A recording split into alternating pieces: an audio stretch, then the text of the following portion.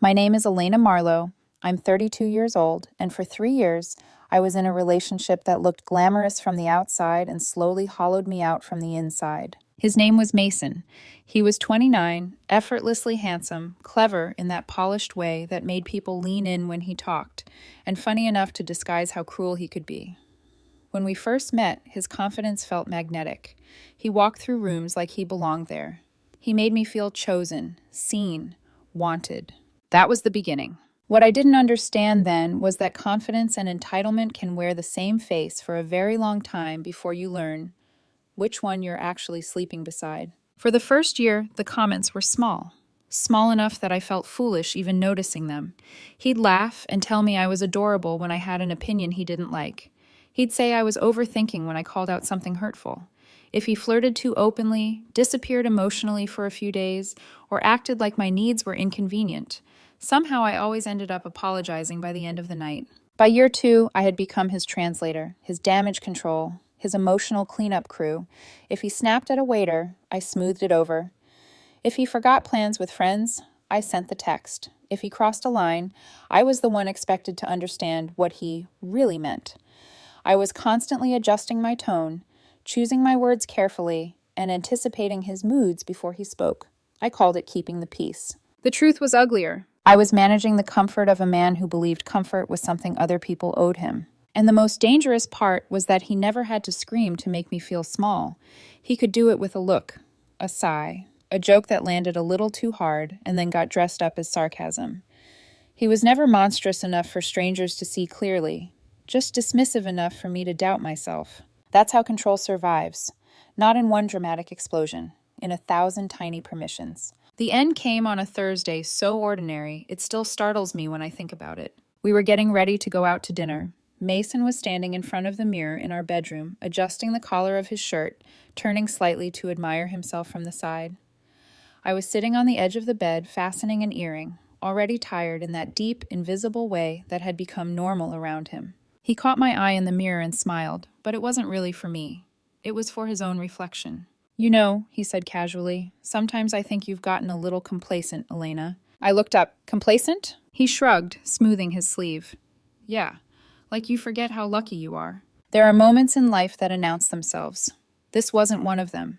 It sounded too familiar to be important, too much like every other comment I'd been expected to absorb." I said nothing, and he kept going. "Do you even realize," he asked, still watching himself, "how many women would kill to have me?" He said it lightly, almost lazily. Then he met my gaze in the mirror and added, "You should be grateful." For a second, the room went very still. Not because I was shocked. That was the strange part. I wasn't shocked at all. If anything, I was shocked by how little the words hurt compared to what they revealed. It was as if something blurry had suddenly come into perfect focus. The relationship, the constant tension, the low-grade dread I lived inside. The reason I always felt like I was auditioning in my own home. He meant it. He genuinely believed being with him was a privilege I was supposed to earn over and over again. Something inside me didn't break. It cleared. I looked at him in the mirror and smiled. Not warmly, not sadly, just with the calm of someone who had finally found the edge of the maze. "And let them try," I said. His hand stopped at his cuff. He turned toward me slowly. "What?" I stood up from the bed, suddenly steadier than I had felt in months. "You said other women would kill to have you." His expression tightened. "Don't start being dramatic." "I'm not." My voice surprised even me. It was quiet, level, almost detached.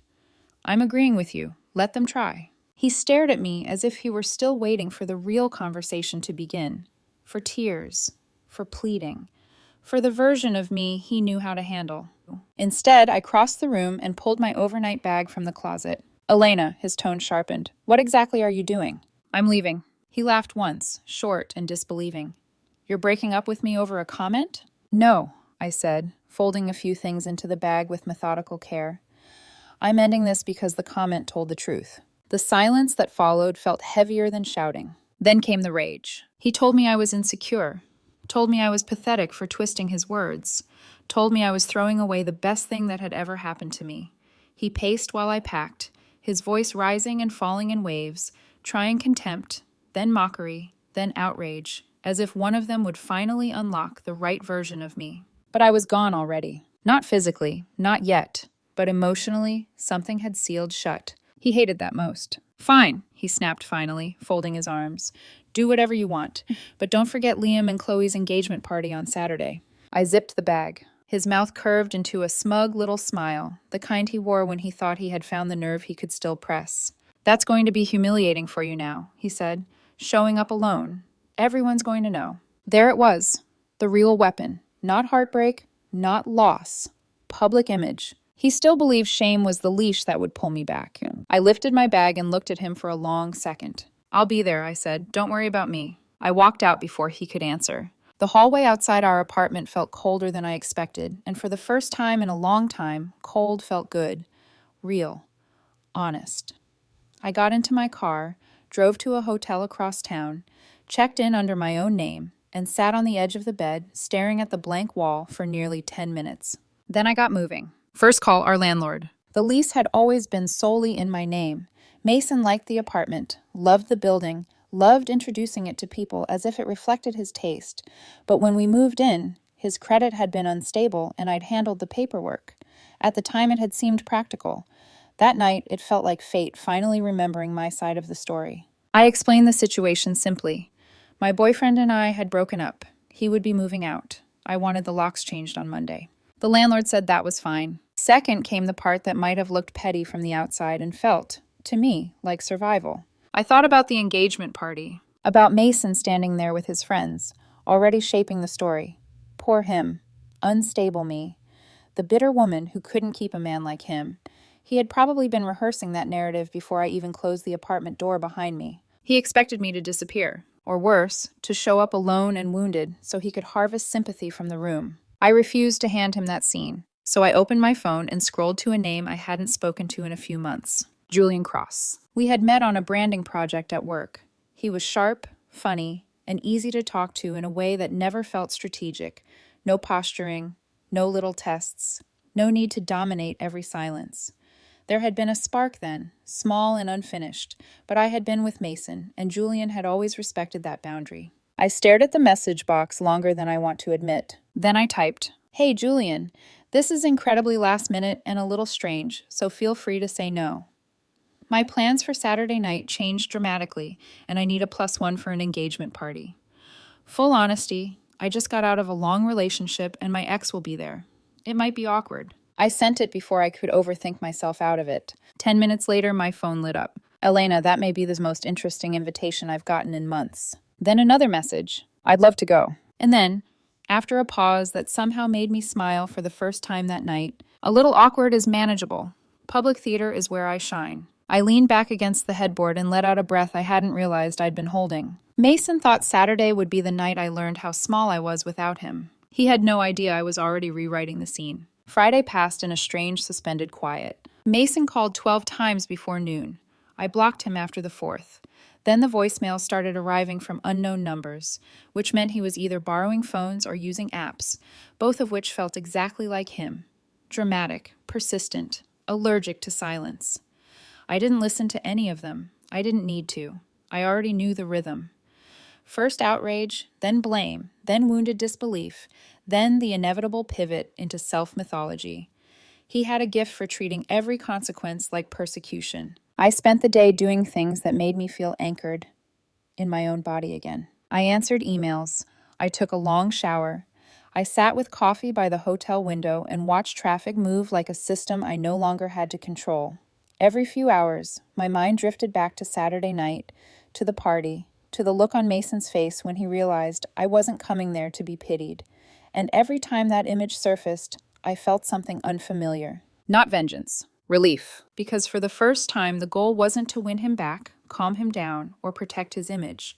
The goal was simply to show up as a woman whose life had not ended because a man thought she should feel lucky to be chosen by him. That night, Julian texted me, "Still on for tomorrow?" I smiled. "Still on." He replied almost immediately. "Good. I already decided I'm wearing the jacket that says emotionally stable but interesting." I laughed out loud in the empty hotel room, and the sound startled me. I had forgotten how good it felt to laugh without checking whether someone would punish me for it later. Saturday evening came with the kind of clean autumn light that makes every shadow look intentional.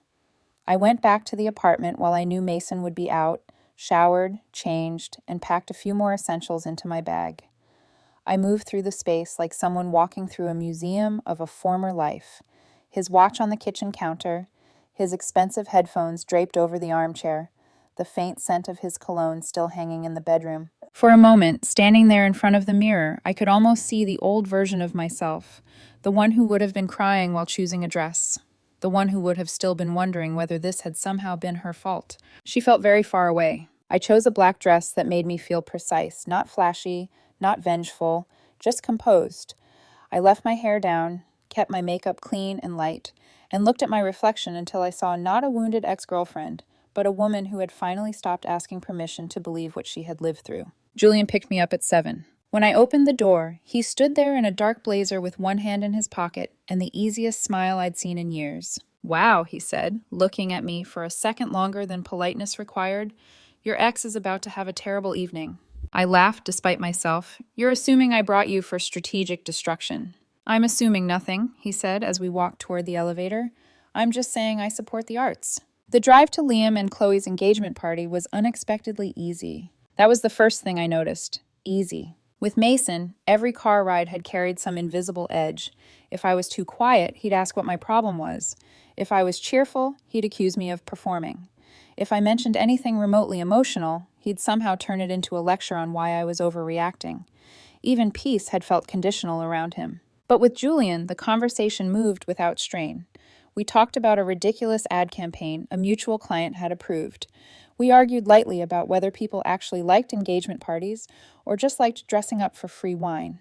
He made me laugh twice before we even reached the house, and neither time did I feel like I had to apologize for enjoying myself. By the time we pulled up outside Liam and Chloe's place, I realized something that unsettled me more than I expected. This was what normal felt like. Not intoxicating, not dramatic, not fragile. Normal. The house was already glowing with warm light when we walked up the front path.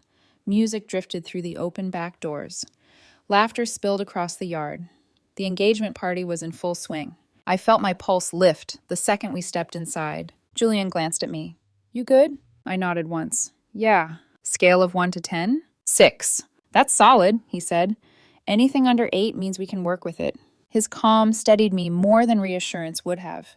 He wasn't trying to fix the moment. He was just meeting me in it. We moved slowly through the front room, greeting people we knew, exchanging hugs, accepting congratulations on behalf of the hosts we hadn't even seen yet.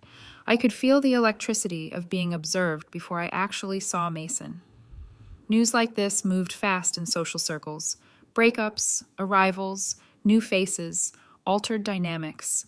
People tried to look casual while collecting evidence. Then I spotted him. He was standing near the fire pit out back with Sarah and Ben and 2 other friends, drink in hand, posture loose, smile perfectly calibrated. He was mid-story, one hand gesturing lazily, the center of a circle that had probably been feeding him exactly what he wanted. All evening.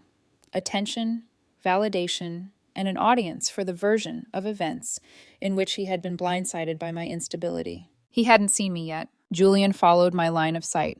"Ah," he murmured. "There's the man of the hour." "Mm-hmm." He tilted his head slightly, studying the scene. "He definitely looks like someone who has been very brave about a situation he created." I huffed a laugh. "You have no idea." He offered me his arm in a way that was half teasing, half deliberate. "Then let's not rush. We should give the performance a proper entrance." So we took the long way around the yard. We stopped to congratulate Liam and Chloe properly.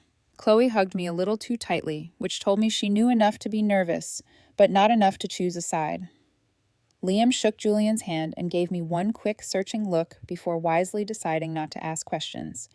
We chatted with another couple near the drinks table. Julian was effortless, warm without trying too hard, funny without becoming the center of attention. People liked him immediately, which would have irritated Mason even if everything else had been different. Then, in the middle of laughing at something Julian said about engagement photo poses, I felt it. That stare. I turned. Mason had gone completely still. From where we stood, I could see the precise moment the story died in his mouth. His eyes locked on me first, then on Julian, then back on me, as if he needed to reprocess the entire scene. Sarah followed his gaze and visibly blinked. Ben looked almost impressed, which he tried and failed to hide. The script had gone wrong. I wasn't alone. I wasn't wrecked, and I definitely wasn't ashamed. Mason recovered quickly, because of course he did. That was one of his most polished skills: adaptation in public. He set his drink down, said something short to Sarah, and started walking toward us with that smooth, controlled expression he wore when he was trying to contain humiliation beneath charm. Julian leaned slightly closer to me. Is this where I look supportive and handsome in the background? I smiled without taking my eyes off Mason.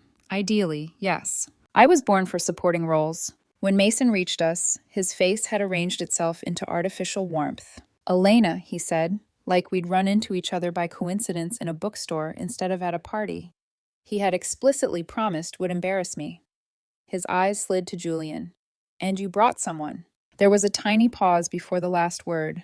Not long enough for anyone to call it rude, but long enough to make the insult visible. I kept my tone even. Mason, this is Julian. Julian extended his hand with easy confidence. Nice to meet you. Mason looked at it for half a beat before shaking it. Likewise. It was amazing how much hostility a person could compress into one polite word. Then his attention snapped back to me. I have to say, he said, smiling too broadly, I'm a little surprised. Moving on this quickly feels fast. There it was, the public framing attempt. He said it just loudly enough for the people nearest us to hear. Not enough to cause a scene, just enough to plant the idea. Desperate, rebound, instability. Same game, cleaner packaging. For 1 second, I felt the old reflex stir inside me, that instinct to soften things, lower the temperature, and save everyone from discomfort, even if it cost me my dignity. Then I remembered the mirror. Other women would kill to have me. You should be grateful. And something inside me settled into place. Not really, I said. Mason's smile held, but only just. I continued, calm and clear. You were very specific on Thursday. You said other women would kill to have you. I decided to stop being grateful and let them try. For a second, nobody moved. The silence around us changed shape. It was no longer the vague hum of party conversation. It had edges now. Awareness. Shock. Recognition. Mason's expression flickered. He hadn't expected me to say it out loud. That was the thing about people like him. They rely on memory being private, distortion being possible. They count on the fact that cruelty sounds different when repeated in public, stripped of tone and context, and all the little manipulations that made it survivable in the moment. His face lost color, then flushed hard, blotchy, and hot across the cheekbones. That's not what I meant, he said quietly, the smile cracking at the corners. And you know it.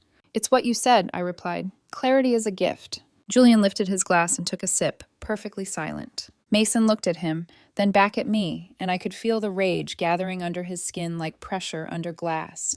But this was not our apartment, not our bedroom, not a private room where he could escalate and then rewrite it later.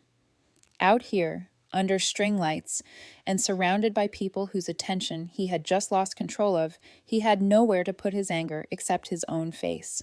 I gave him a small, polite smile. Now, if you'll excuse us, I said, I think a toast is about to start. I placed my hand lightly on Julian's arm and walked past him. I didn't hurry. That part mattered. Because humiliation is not always loud.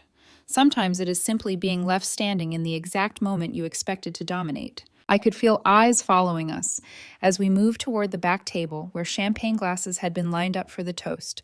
My pulse was racing, but not from fear. It felt more like adrenaline after impact, the kind that tells you finally stopped bracing and started fighting your way back into yourself. Julian leaned closer as we stopped near the table. Well, he murmured, that was devastatingly elegant. I exhaled a laugh. I may throw up later. That's fair, he said, but for the record, your delivery was excellent. The toast began. Liam clinked his glass. Chloe cried halfway through his speech. Everyone laughed in the right places. The party resumed around us in waves, but the energy had shifted in a way that was impossible to miss. Mason was still moving through the crowd, still speaking, still smiling, but something in the room had tilted. People were now looking at him instead of simply listening to him. And for the first time in years, that was not my problem to manage. The shift at the party didn't explode. It didn't need to. It lingered. That was the thing Mason never understood about real consequences. He was used to loud reactions, tears, arguments, apologies, dramatic exits he could later reshape into stories that made him look like the reasonable one. Quiet consequences were harder to control, harder to rewrite, and harder to outrun. What happened that night followed him into the days after like a shadow he couldn't shake. By Monday morning, the messages started. Not from him, from his orbit. First Sarah, Her name lit up my phone just as I was stepping into the office, coffee in one hand, bag over my shoulder. I let it ring once, twice, then answered. Elena, what the hell was that on Saturday? She snapped without greeting. I closed my office door behind me. Good morning to you, too. Don't play that tone with me, she said. You humiliated him. In front of everyone. I set my coffee down slowly. I repeated what he said. You twisted it, she shot back immediately. He was joking. You knew that. There it was again. The reframing, the softening of cruelty into humor, the expectation that I would participate in editing reality so it remained comfortable for him. No, I said, my voice steady. I didn't twist anything. I just didn't cushion it. There was a brief silence on the line. Then she tried a different angle. He's a mess, Elena. He didn't sleep all weekend. He's barely eating. You know how he gets when things don't go his way. I almost laughed. Not because it was funny, because it was so predictable. Sarah, I said, did he tell you why we broke up? He said you overreacted to something small and threw him out of his home. I leaned back in my chair, staring at the ceiling for a second. His home? I repeated. Well, the lease is in my name, I cut in gently. It's always been in my name, and the small thing was him telling me I should feel grateful he chose me, because other women would kill to have him. Silence again, longer this time. He didn't mean it like that, she said finally, but the certainty was gone. He said it, I replied, and even if he didn't mean it, that's still who he is when he feels comfortable. Sarah exhaled sharply. You're supposed to be the bigger person here. There it was. The core expectation. The role I had been cast in for 3 years. Absorb. Adjust. Excuse. I felt something inside me settle deeper. I'm not supposed to be the bigger person anymore, I said. I'm supposed to be done. She didn't have a response to that. When she spoke again, her voice had hardened. This isn't over, she said. You don't just walk away from people like that and act like nothing happened. I'm not acting like nothing happened, I said calmly. I'm acting like it ended. She hung up without saying goodbye. I stared at my phone for a moment, then placed it face down on my desk and opened my laptop. Work helped. Numbers, timelines, deadlines, things that behaved logically, things that didn't shift depending on who told the story. I lost myself in a budget report for nearly an hour before my assistant knocked lightly and poked her head in. Hey, she said hesitant, HR wants to see you. My stomach dropped. Not in panic. In that quiet, instinctive way your body reacts before your mind catches up. Did they say why? I asked. She shook her head. Just said it was important. Of course they did. I nodded once, closed my laptop, and stood up. The walk to HR felt longer than usual. Every step sharpened the suspicion already forming in the back of my mind. Mason didn't have much leverage left socially. I had stepped out of that system. But professionally, that was different. That was something he could still try to reach. Linda, the head of HR, was already seated when I walked in. My boss, Richard, stood by the window with his arms folded, his expression neutral in a way that told me he was waiting to see how this unfolded. Elena, Linda said, gesturing to the chair across from her, please have a seat. I did. She slid a printed document across the table toward me. Earlier this morning, she said carefully, we received a formal complaint. I didn't touch the paper yet. What kind of complaint? She folded her hands. It alleges that you've been using company resources to support a personal side business. It also raises concerns about increasingly erratic and aggressive behavior in the workplace. There it was. Clean, precise, malicious. I let out a slow breath and picked up the document. Anonymous. Of course. I didn't need a name to recognize his voice inside it. Every line was crafted to sound concerned rather than accusatory, professional rather than emotional. It referenced vague patterns, mentioned observations, and implied instability without ever stating it directly. It was exactly how Mason operated when he wanted to damage someone without being seen holding the knife. I placed the paper back down. This is my ex-boyfriend, I said simply. Linda and Richard exchanged a glance. I just ended a long-term relationship on Thursday, I continued. It was not amicable. He has a history of threatening escalation when he loses control of a situation. Richard stepped forward slightly. Are you saying he filed this? I'm saying, I replied, meeting his eyes, that 6 months ago, during an argument, he explicitly told me that if I ever embarrassed him or walked away, he would make sure people at my job started asking questions. Linda leaned forward. Do you have any record of that? Yes. I reached into my bag and pulled out my notebook. I had started keeping notes about a year into the relationship, not because I planned to leave, because something in me had needed proof that I wasn't imagining things. Dates, conversations, patterns, moments that didn't feel right but were always smoothed over afterward. I flipped to a page and slid it across to her. Dated. Clear. His words written down hours after he had said them. Linda read silently. Richard moved closer, scanning over her shoulder. The room went very quiet. "This is helpful," Linda said finally, looking up at me. "We'll still need to conduct a full review, of course. Check system logs, speak to relevant parties." "I understand," I said. "And you're confident," Richard added, "that there's nothing they'll find?" I held his gaze. "I've never used company resources for anything outside my role," I said. "And if anyone here thinks I've behaved aggressively or erratically, I'd like to know who and when." Neither of them answered immediately, because they didn't need to. If there had been something real, this meeting would have had a very different tone. Linda nodded slowly. "We'll proceed with the investigation. In the meantime, if there are any further developments, please let us know." "I will." I stood, gathered my things, and walked out of the room with my spine straight and my steps measured. Only when I reached the hallway did I let myself feel it. Not fear, clarity. He had escalated. That mattered, because there's a line in every conflict where it stops being about emotion and becomes about consequence, and Mason had just crossed it. That afternoon, I blocked 3 more unknown numbers. One from Sarah, one from his mother, one I didn't recognize and didn't need to answer. By evening, the pattern was obvious. He wasn't trying to talk to me anymore. He was trying to pressure me, through other people, through reputation, through the one place he thought I couldn't afford instability. I sat at my kitchen counter, my kitchen now, and stared at my phone for a long moment before it lit up again. Unknown number. I almost didn't answer, but something in me wanted to hear it, to confirm what I already knew. I picked up. "Hello?" A pause. Then his voice. Cold. Controlled. "This is Mason." Of course it was. "I figured you'd block me," he continued, "so I used Sarah's phone." I said nothing. "I'm coming by the apartment on Saturday at noon," he went on. "I'll be picking up my things." Not a request. A statement. A demand dressed as logistics. I leaned back in my chair, looking out at the quiet street beyond the window. Saturday. 2 days. Enough time. "Saturday at noon is fine," I said. He hesitated for a fraction of a second, because that wasn't the response he expected. "Good," he said finally. "Make sure everything's ready." The line went dead. I lowered the phone slowly and set it on the counter. For a long moment, I just sat there in the silence. Then I stood up, walked to the living room, and looked around the apartment. At the furniture. At the objects he had chosen. At the space he had occupied like it belonged to him. A slow, deliberate calm spread through me. He thought he was coming back to take control of the situation. To reclaim something. To reassert the version of reality where he still dictated the terms. He had no idea what he was walking into. I picked up my phone again. First call, a moving and storage company. Second call, a consignment service that specialized in high-end furniture. If he wanted to escalate this into something practical, I was more than ready to meet him there. Saturday morning began earlier than it needed to. I woke up before my alarm, the kind of wakefulness that comes not from anxiety, but from anticipation sharpened into clarity. For a few seconds, lying there in the quiet, I almost forgot what day it was.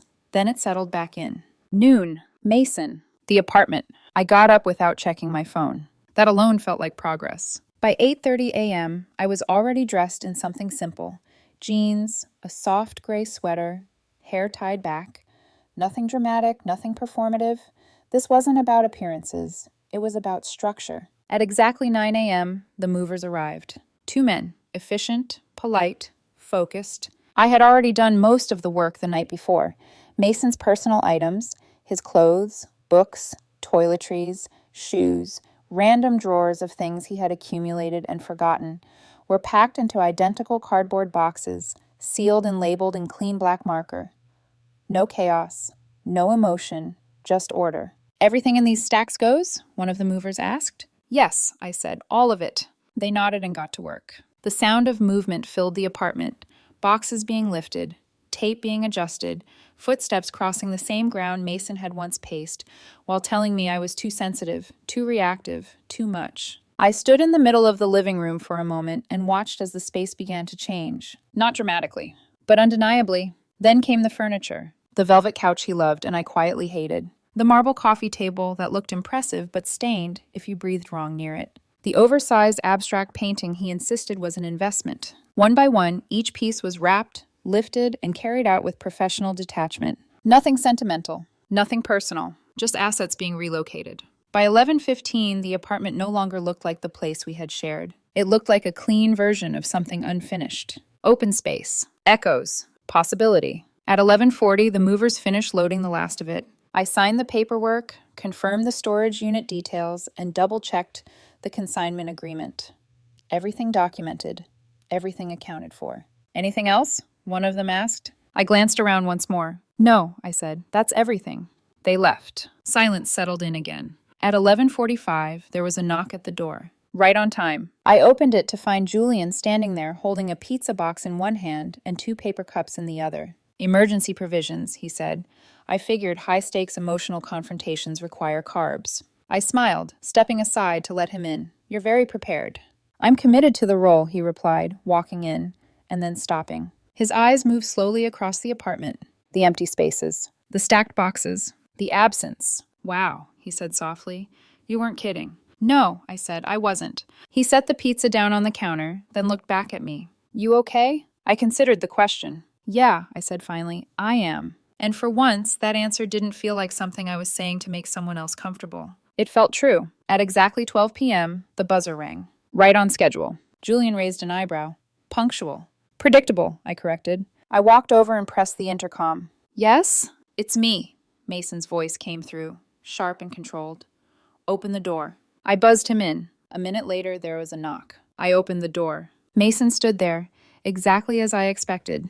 Tense, composed, already carrying the posture of someone preparing to assert control. Behind him stood Sarah. And behind her, a woman I recognized immediately from photos, but had never met in person. His mother. Of course. He hadn't come to collect his things. He had come with an audience. An army. I stepped back, letting them in without a word. Mason walked past me first, his gaze scanning the apartment, and then stopping dead. His entire body stilled. The smirk he had been holding dissolved in real time. What?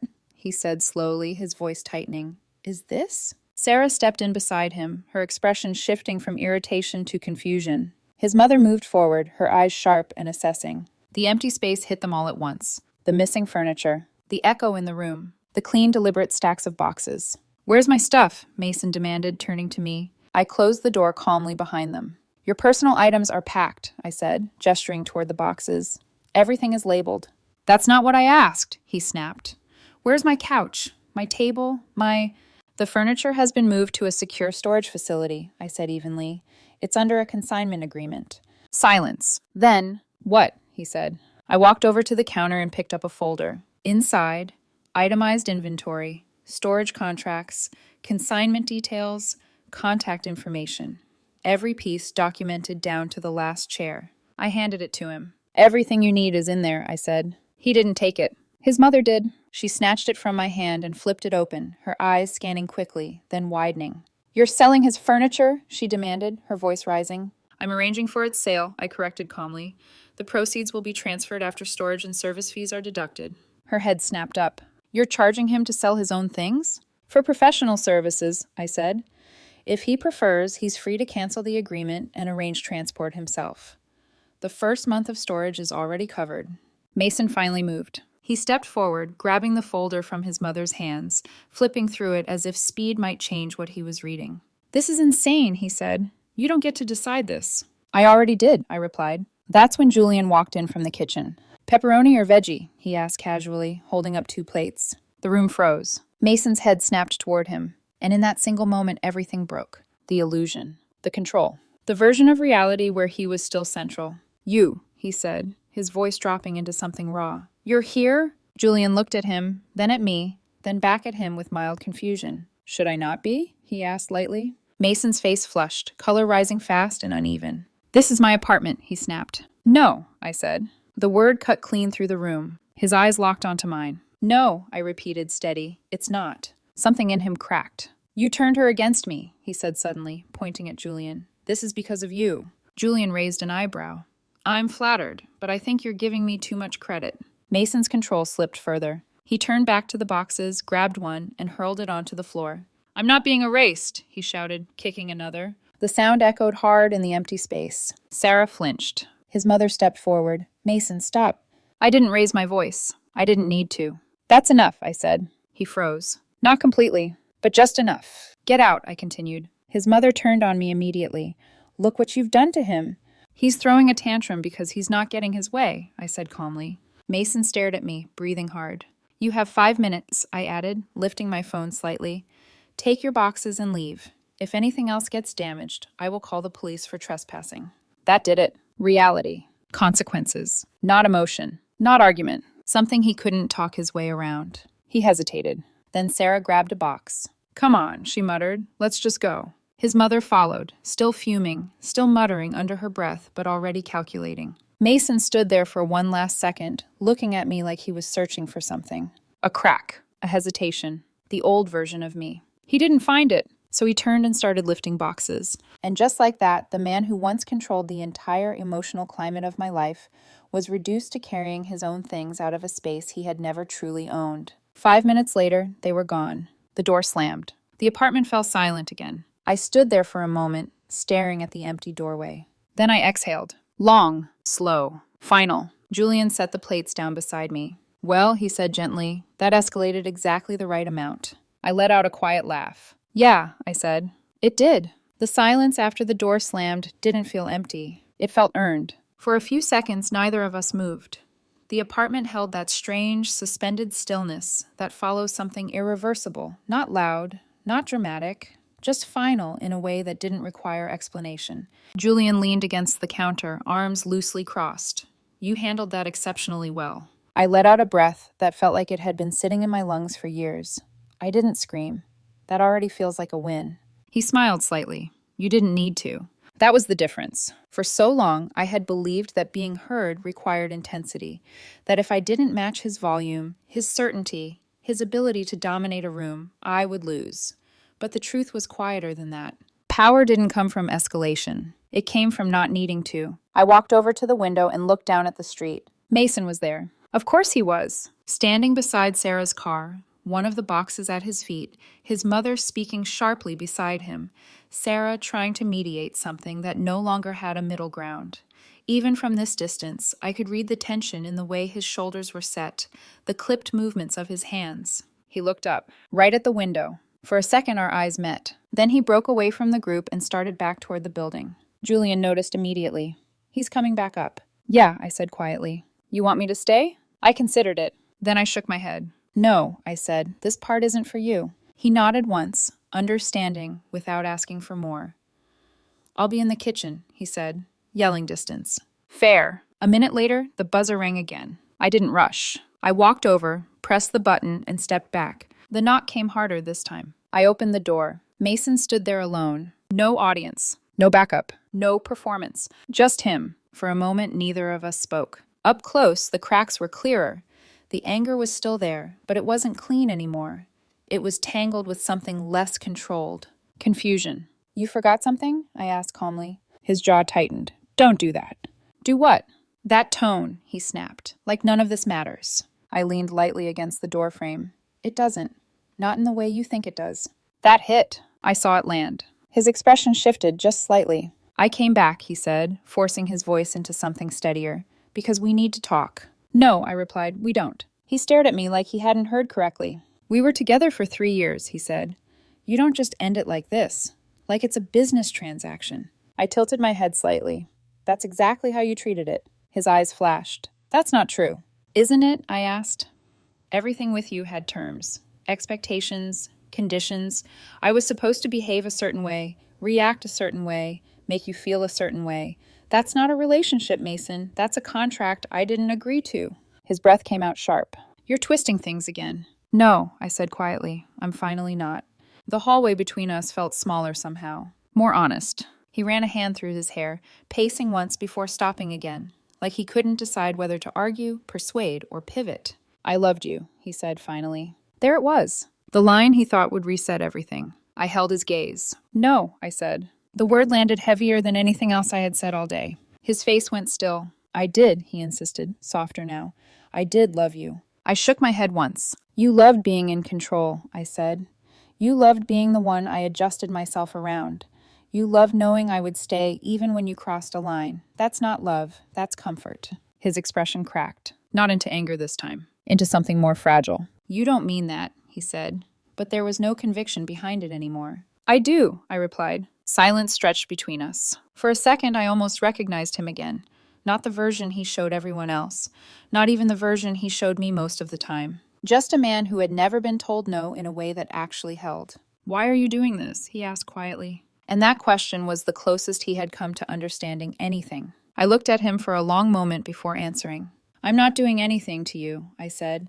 "I'm just not protecting you from the consequences of what you did anymore." He swallowed. His eyes searched my face again, slower this time, more carefully, like he was still trying to find a version of me that would soften if he waited long enough. "I can fix this," he said suddenly.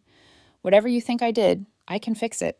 There it was. The last move. Negotiation. Reframing. Promise without change. I almost smiled. "You don't even know what you'd be fixing," I said. His mouth opened. Closed. Because he didn't. Because for him, the problem wasn't what he had said. It was that I had stopped accepting it. "I think you should go," I added gently. He didn't move. Not immediately. Something in him was still resisting the shape of this moment. Still trying to bend it into something familiar. "You're really just done?" he asked. "Yes." No hesitation. No explanation. No apology. Just truth. He let out a breath that sounded almost like a laugh, but there was no humor in it. "Everyone's going to see you for what you are," he said, the edge creeping back into his voice. Cold. Petty. Replacing me like I didn't matter. I shrugged slightly. "They already saw what mattered," I said. That was the final break. I watched it happen in real time. The last thread of control he thought he had, how I would be perceived, slipped out of his hands. For a second, his expression hardened again, like he might lash out one more time. Then it didn't. It just fell. "Right," he said quietly. He stepped back. I didn't move to stop him. He looked at me one last time. Not angry. Not smug. Just uncertain. And then he turned and walked down the hallway. I closed the door softly behind him. Not slammed. Not dramatic. Just closed. For a moment, I stood there with my hand still on the handle. Then I let go. From the kitchen, Julian's voice came, careful but light. "Are we safe?" I let out a breath that turned into a small, real smile. "Yeah," I said. "We're good." And for the first time in a very long time, I meant it. 6 months later, the silence stayed. Not the tense waiting kind. The real kind. The kind that doesn't ask anything from you. The kind that lets you think your own thoughts without rehearsing how someone else might react to them. That was the first thing I noticed. Not the absence of Mason. The absence of tension. At first, I kept expecting it to come back. In small ways. In quiet moments. When I left a glass on the counter, or took too long answering a message, or chose what I wanted for dinner, without checking if it would somehow become a problem. But nothing happened. No correction. No subtle disapproval. No invisible shift in the room. Just space. And over time, that space became something else. Peace. The fallout from everything that happened didn't arrive all at once. It unraveled slowly, like something that had been held together by pressure finally losing its grip. Sarah tried to keep things alive at first. Group chats filled with passive-aggressive comments. Subtle attempts to pull mutual friends into conversations about what really happened. Carefully worded posts about loyalty and betrayal that were vague enough to avoid names but obvious enough to invite speculation. For a while, people responded. Then they didn't. Because without a reaction, without drama to feed on, even the most persistent narrative eventually runs out of momentum. Ben, her husband, reached out once. Not to take sides, just to say he was tired. Tired of the constant tension. Tired of conversations that circled the same version of events without ever getting closer to the truth. Tired of being pulled into something that no longer had anything to do with him. I understood that. Distance has a way of clarifying what proximity keeps distorted. As for Mason, I didn't hear from him again. Not directly, but consequences have a way of traveling. The first update came through work. About 2 weeks after the HR complaint was officially closed, dismissed as malicious, documented, and filed, the company's legal team got involved. Not because I asked them to, because they had to. Mason's complaint hadn't just been personal. It had targeted an employee working on accounts connected to one of our major clients, which meant legal couldn't ignore it. That made him a liability. And liability gets attention. I didn't see the emails. I didn't sit in on the conversations. But I didn't need to. The result was enough. A colleague forwarded me a screenshot one morning. Mason's LinkedIn profile. The headline had changed. Open to work. No announcement. No explanation. Just a quiet shift that said everything it needed to. Later, I heard through someone else that his firm had let him go. Officially, it was framed as a mutual separation. Unofficially, it was what happens when someone creates risk where stability is expected. He had tried to damage my professional life. Instead, he had exposed his own. After that, the updates became less frequent. He moved out of the apartment permanently, obviously. Then, from what I heard, he moved back in with his parents. His social media went quiet. Private. The performance ended not because he chose to stop, but because there was no one left willing to watch. And without an audience, there was nothing left to control. As for the apartment, it changed. Not overnight, not dramatically, but piece by piece. The furniture that had once filled it with tension was replaced with things that felt lighter. A couch that was actually comfortable. A coffee table I chose because I liked it, not because it impressed anyone. Small details that didn't have to justify themselves. Julian helped, not by taking over. That was the difference. He didn't step in and fill space like Mason had. He just existed in it with me. We built things slowly, intentionally, without the constant undercurrent of negotiation that had once defined every interaction I had. There were no games, no invisible scorekeeping, no shifting expectations. If something felt off, we talked about it. If something felt good, we let it stay that way without questioning whether it would last. It wasn't dramatic. It wasn't intense. It wasn't exhausting. It was easy. And for the first time, I understood that easy wasn't boring. It was rare. The last piece of the past to disappear was the furniture. Mason's furniture. The consignment process took time. Piece by piece, it sold. Each time something moved, I transferred the money to his account exactly as outlined in the agreement. No messages, no commentary. Just a receipt. Subject line, asset liquidation. Clean, neutral, final. He never replied. Not once. And eventually, there was nothing left to send. One evening, about 6 months after everything ended, I stood in the living room and looked around.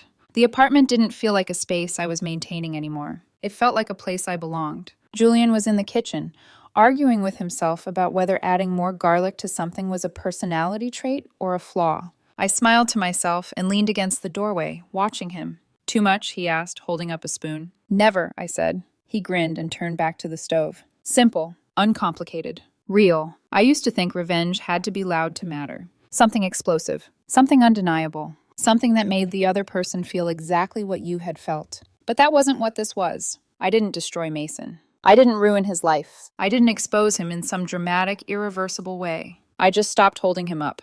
And when I stepped out from under the weight of who he thought he was, everything built on top of it collapsed on its own. That was the truth he never saw coming. Not the breakup. Not the party. Not even the apartment. The truth was this. He had never been as powerful as he believed. He had just been standing on someone who refused to move. And the moment I did, gravity handled the rest.